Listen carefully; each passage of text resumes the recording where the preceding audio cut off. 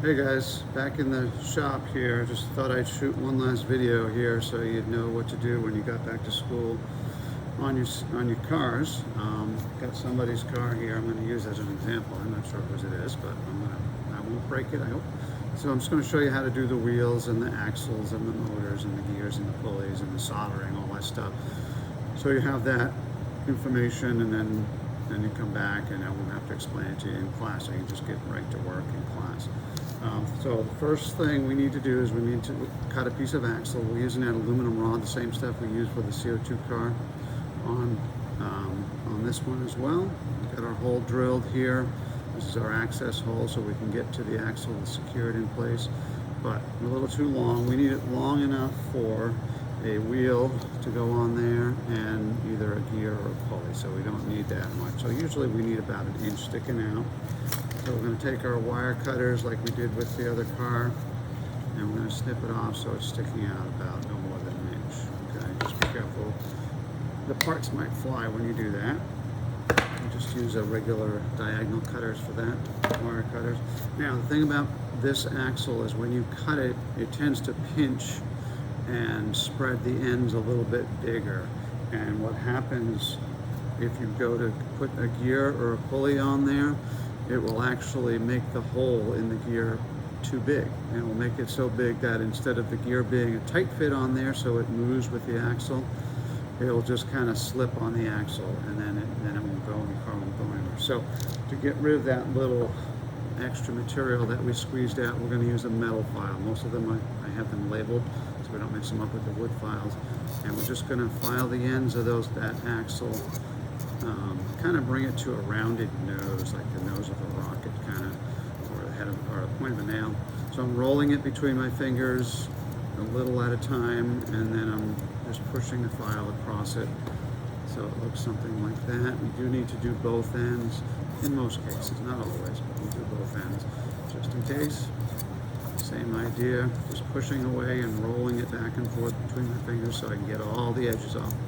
And then we've got that end done as well. So we can slide that into the car and make sure our fit is good. I'm going to install this with a gear on it. So the first thing I want to do is put the gear on.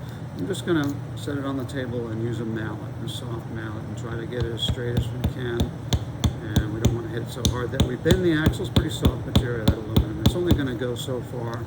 And then to go a little bit further, I think we probably can sit it right on top of our wheel, since our wheel goes on next. And we'll see if we can get that to go down a little further so it goes into the wheel. See how it's starting to go into the hole in the wheel? And we might as well send it right all the way where it needs to be. Gently, you can see it's starting to poke out the other side. So that's all ready to go on the car, like that. You got good movement there, good wheel and axle movement. At some point we're going to put probably either tape or something to keep this from falling back off. That's why we drilled that hole in it. Okay. On the other side, you see I've got a pulley. I'm just going to show you the difference here. There's a pulley right there, and there's a gear. Similar setup. Just one's a pulley, one's a gear. I'll show you how they look with the motor in a minute. All right, so once you get that done, we're ready for a motor. Now, some of these motors may need to be soldered. Solder is a metal. It's a mixture of actually two metals. It's an alloy. It's a mixture of lead and tin. You can see that right here. Lead and tin are two metals that melt at a really low temperature.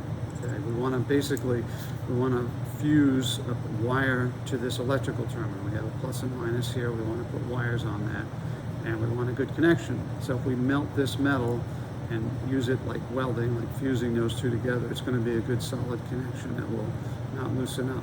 And solder is, like I said, it melts at a low temperature, so we don't have to use a lot of heat and damage our components here. So to solder that, we first need a piece of wire. I've got some wire right here. I'm just going to cut a piece.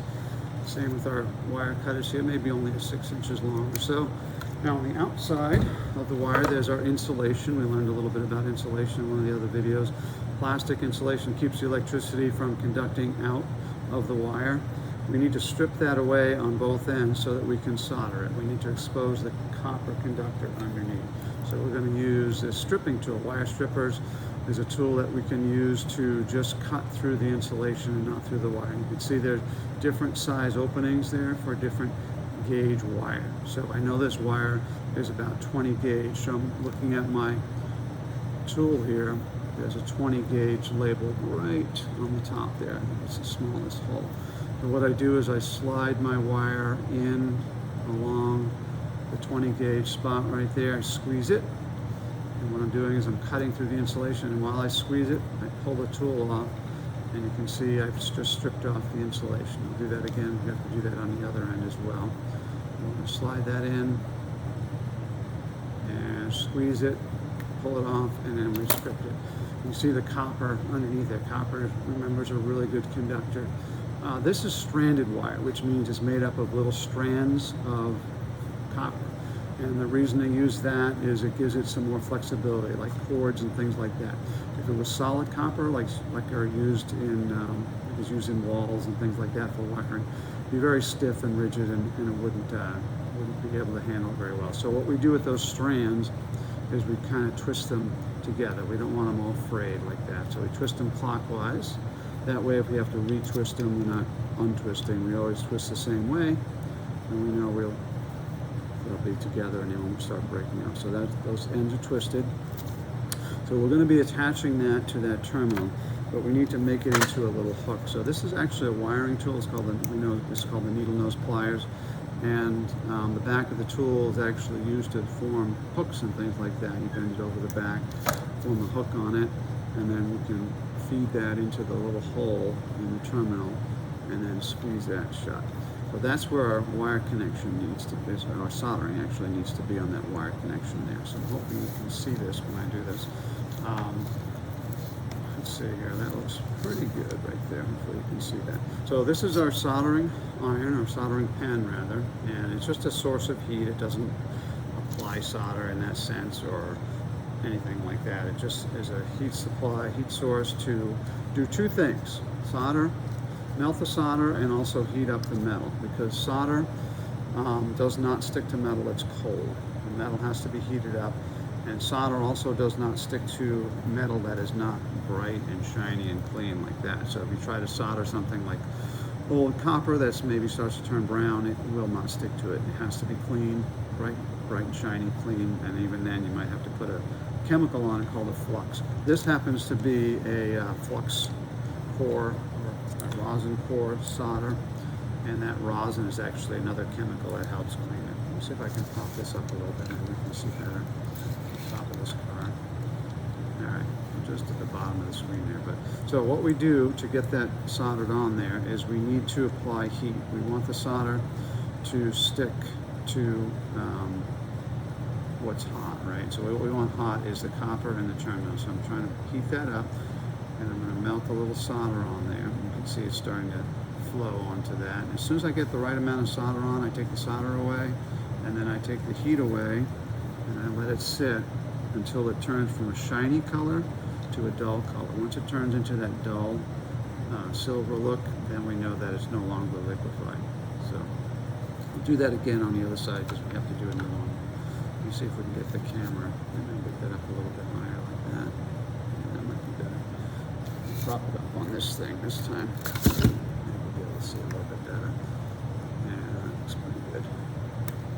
Okay, so I'm gonna strip another piece of wire. We do need 2 wires for each motor, because we have 2 connections, plus and minus. So we learned about that in our electricity video. We twist the wire, and we hook the wire, and then we'll kind of glue it on there. Okay. Alright, so now we'll try and see if you guys will see that a little bit better maybe. My soldering iron and my solder. So a little bit of heat to get those surfaces hot, and a little bit of solder. And as soon as I see the solder flow onto both pieces, that's all I need to do. I take everything away, let it get hardened up again, and we have a pretty good connection here. That's what we should have. So if you notice that the solder is only on one of those, like maybe it's just on the wire, not the terminal, that means we didn't have enough heat there. You can always go back and add more heat, more solder to get it right. Okay. Once we do that, on the other end, we have to solder it onto this little connection here. This is how we're actually going to wire up our vehicles to our remote control. So what I'm going to do, I'm going to strip the other end of this one. I'll show you how this gets hooked out. We're going to actually put it through. There's two terminals on each one. This is for one motor and this is for the other motor. So we're going to put our wires through from the back side like this, and we're just going to kind of fold them over like that. I'm going to do that to both of these and fold them over. And just going to lay them flat on that shiny piece of metal there. We don't want to attach them here because we're going to be putting alligator clips on there to power it up. We can't have anything in the way of that. So we have these laying flat on the side. That should be okay, like that. So I'm going to try to show you that again. I'll use a little prop here. Actually, I think I'll just put that down here. I think we can see that top of the car. Lay it and angle it like that. All right. Nope. Try that one more time. Okay, just like that. Now, a little bit of solder, a little bit of heat. In this case, we're going to need probably a bit more heat or time with the heat because it's a bigger piece of metal and it may take a little while for the solder. You see the solder starts to heat up. It just stays right on the end of the soldering pan because that surface isn't hot yet, and it takes a minute. There it goes. You see it finally flow down onto the surface there. And once it gets hot enough, then it will go where you want it to go. Let that cool for a second. And it looks pretty good. I'm going to put the other one in here as well. Do that one. I'll lay that. Let's go like that, and you guys can see that better. So a little bit of heat, a little bit of solder. Wait for the heat to heat up the surfaces so the solder flows where you want it to. And that looks pretty good like that. Cool a little bit. All right, so that side there, well, that's one side, that's one wire. Now we have to do essentially the same thing on this one. I've already done it. I've already done some of the soldering on that, so I'm just going to strip it and show you guys. I'm not going to solder it again. I think you guys get the idea, but that's going to get soldered on there. So these motors now, once you get that all connected, are ready to connect to the vehicle. And I'll show you with this gear side here, we can use a couple different types of holders to hold it down. This is one type here. It's actually a conduit holder that holds electrical conduit down. But this has a flange and it has two holes in it that we can screw right down to our car. But remember, with a gear car, we have to make sure those teeth mesh exactly right. If they're a little bit too close or too far away, it's a little, so your car's not going to work very well. So we got to decide too where we want to put it. It's like we don't want it hanging off the back of the car in this case, so we're going to move it over this side. And once we're sure we know where we want it, we're just going to probably mark that spot in the hole where that flange is. We're just going to mark that right now. Since I don't have a pencil handy, I'm going to just use this little tool, make a little spot on the wood so I know where I'm going to put the screw that's going to hold that down. The screws that we're going to be using for this are these little panhead screws. Let's see what this one here. You can see they're little round panhead screws. They're just long enough so they don't go through the piece of wood. But it's easier if we can start a little hole ahead of time. So what I'm going to do is I'm going to use this little tool and I'm going to screw that into the wood a little ways to start a hole. And then once it bites in a little ways, I'm just going to back it off, and that gives me a place for the screw to start in. Notice I took the wheel out when I did that because pushing on the car with the wheel would probably bend the axle, so we don't want to do that. So now I can lay that on there, and I can screw that right in with a screwdriver, Phillips head screwdriver. We learned about that, and we should screw that right in. Should be able to screw that right into the wood. Again, we don't want to push too hard. Maybe we should take this out so we don't bend it. And we screw that right down to the car. Looks like somebody's been misusing this screwdriver. It's a little worn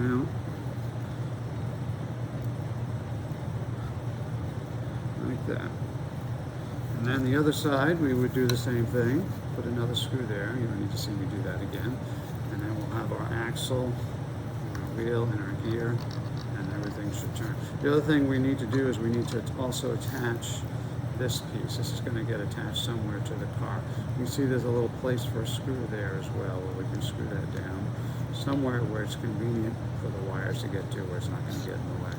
Now on the other side, if you happen to be using a pulley, I just want to show you what a pulley car will look like. This is also another type of motor holder we can use, plastic one. But with a pulley, we've got a little bit more flexibility, literally flexibility, because we have flexible belts here that we can use.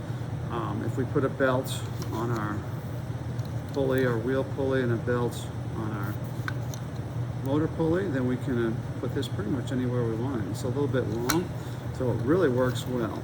It's a little trick we found that if you double these up, you get a little bit tighter belt, plus you get a lot more friction, so your belts don't slip when you're trying to drive the car. So if you double it up, and then you line that up where you want it to be like that, and then we can move it further away, we can move it anywhere, pretty much anywhere we want. We just got to make sure we don't tilt it or move it too far in or out. We want it aligned with the two pulleys to be parallel to each other. So we do the same thing we did with this one. We just mark where the screws go, screw that down, okay? And then, again, we still have some adjustability. The motor can slide there as well. But we get that screwed down, get this screwed down, and then get our front wheels on, and everything would be ready to go. If this car was, I mean, I wouldn't use a gear on one side and pulley on the other side, but this would be ready to go after doing all that work. All right, so, and then, yeah, like I said, little tape on these, wrapping some tape on that, or sometimes people just put a little ball of glue on that. Just something to keep it from slipping off of there. It works pretty well. All right, so I think that's all that you're going to need to get this far on the car. Once we get this far, we'll set up the little controller, we'll hook up the wires, and we'll test drive it and see if it works the way it's supposed to. They rarely do, but that's when we do a little problem solving and figure it out. All right, I hope that was helpful for you guys. Definitely watch it so that when you come back, you can get right going on this. I know I showed some of this stuff, but it's a good idea to review it anyway. All right, thanks again.